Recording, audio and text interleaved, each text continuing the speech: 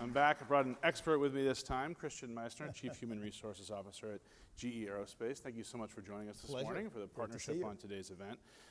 For folks unfamiliar with GE Aerospace, especially your recent transition to a standalone company, bring us up to speed on what you're doing and what the role is in the aviation industry today. Sure, glad to. It's been a really exciting 2024 so far, and it's not over yet. But we did become a standalone company in April of this year as the final chapter of GE's transformation into three publicly traded companies. So there's Aerospace, GE Vernova, which is our power business, and then healthcare, which so you got three separate independent companies. So now as a focused standalone aerospace company, we've got a wonderful business. We're privileged to have really GE power under 3 of every 4 commercial aircraft that are flying right now, and 2 out of every 3 U.S. military aircraft has GE power. So wonderful business. And frankly, it's due to our 52,000 employees that we have across the globe. Particularly, about half of them are in production roles. We heard from that panel before about their importance.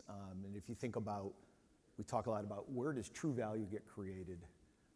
If you're a Boeing or an Airbus or an airline, what they're really paying GE Aerospace to do is the things that our employees on the shop floors are doing, whether building a new engine or overhaul.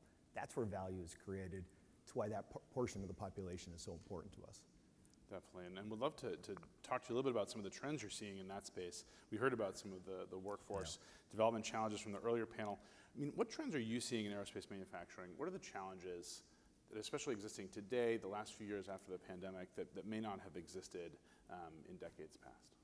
Yeah, look, it is a tremendously dynamic environment. On one hand, we have tremendous demand, whether it's for new engines or overhauling existing engines, and that's due to the snapback from COVID and just modernizing the fleet that's out there. So, in one hand, huge demand, multi-year. You can see that in all of our customer base.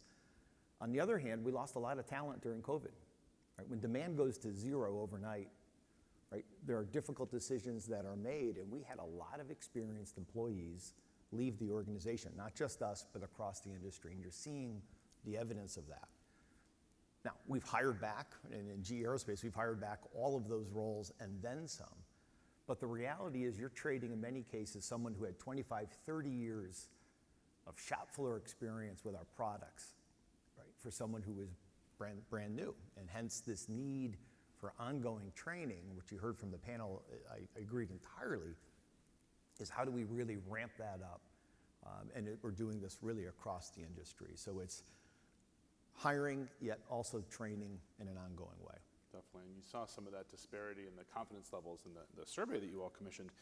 As John mentioned earlier, Morning Consult and GE Aerospace commissioned a survey recently of 1,000 manufacturing workers across manufacturing industries. If you all haven't grabbed one of these cards outside, got some of the key main takeaways. And the survey showed that workers are still facing some barriers to building those skills as they're trying to really excel in the industry. 32% felt that their employers weren't providing enough training opportunities. And then 27% cited both personal time constraints as well as financial constraints. How are you thinking about that at GE to build those skill opportunities to help those employees overcome some of those barriers to growth in the industry? It's I really like the survey for a whole bunch of reasons. One is it takes this large challenge that we hear about, and often in headlines, the industry is going to be short 2 million people, and good for grabbing eyeballs, but really hard to problem solve that. And so the survey really starts breaking down actual barriers to more granular level, more actionable level.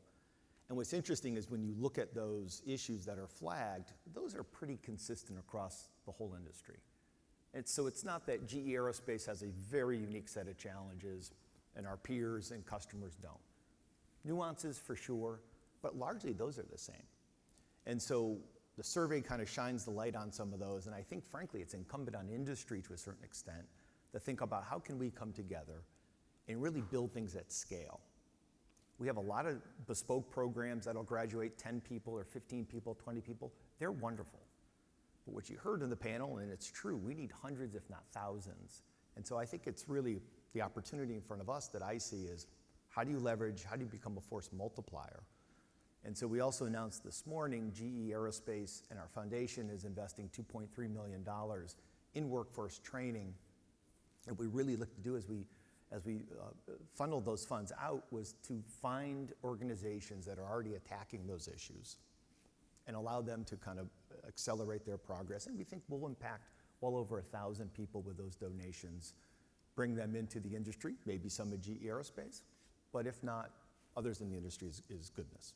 No, it's great to hear that those programs, like you said, are benefiting the entire industry and not just a kind of a direct pipeline for you all. I wanted to build on that force multiplier point that you made.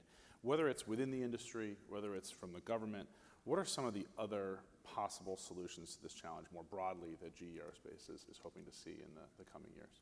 Yeah, one thing, and again, you don't want to tie everything back to the pandemic, but it is really important to understand that we need, the issue in front of us is the full supply chain.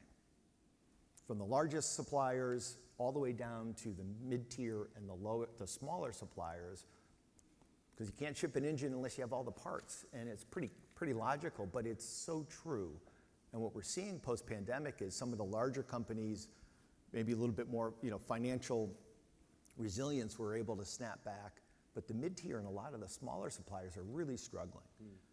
And so we need a fully healthy supply chain. So as we design things and think about that, frankly, as much we need to be thinking about the smaller suppliers as some of the larger ones. That allows us to have a full supply chain and really deliver for our end customers. Point one. The other two is, and we talk a lot about, and it's so important, the attraction of people into, in this case, aerospace manufacturing or any manufacturing, whether it's way upstream, STEM in classrooms, fantastic, into apprenticeship programs. We love them. We heard about some of the partnerships with military, all great pipelines into industry. The other big opportunity here is it doesn't stop there. The interesting parallel is almost like in the medical world, a physician or a nurse. You get your credentials, you get your formal education, right? But then they go through a residency, a formal residency. Well, frankly, we kind of have our own version of the residency, and it's where you're continuing to train technical, but often some of those softer skills that you heard highlighted on the panel. We're very committed to a lean operating model, so it's problem solving, it's communication, right? It's internal teamwork, which are often the things we're really looking to solve. And so if we can do that, I think it's a huge opportunity. And then the final point really is thinking about how do we partner more broadly. Industry needs to do a better job of demand planning. I'll borrow a term from our friends in manufacturing. What skills, how many, where and when? That's how operations thinks. That's how we need to think as an industry around talent, because then it allows us to come back to elected officials, be it at the federal level, state level, education organization, with a very compelling kind of industry demand signal and find those points of leverage. That's great. And I wanted to talk about one more element there around safety. We talked about some of the soft skills, communication skills, problem solving that those workers are feeling like they need. Additionally, safety was one of the number one skills that employees in the survey wanted additional training on. What do you take from that, especially given some of the recent headlines in the industry? Look, I'm not surprised at all. I think everyone, especially who are attracted to the aerospace industry, part of it is the technology, part of it is the product, part of it is understanding it's an extremely serious responsibility to our end customers, passengers on the plane. We always talk about SQDC in that order: safety, quality, delivery, cost. That's the priority with our employees. And so we really drilled that into all of our decision making and actually how we think about how the business is performing. And so I think that's reflected in their responses. I also think it's something you never declare victory on.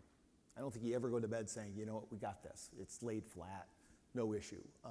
Kind of having a little bit of edge is a healthy thing. And as we talk more and more about this advanced manufacturing and the high tech, those are new technologies, those are new skills. And so making sure that we have the right safety apparatus and policy and procedures around that is really essential to the industry going forward.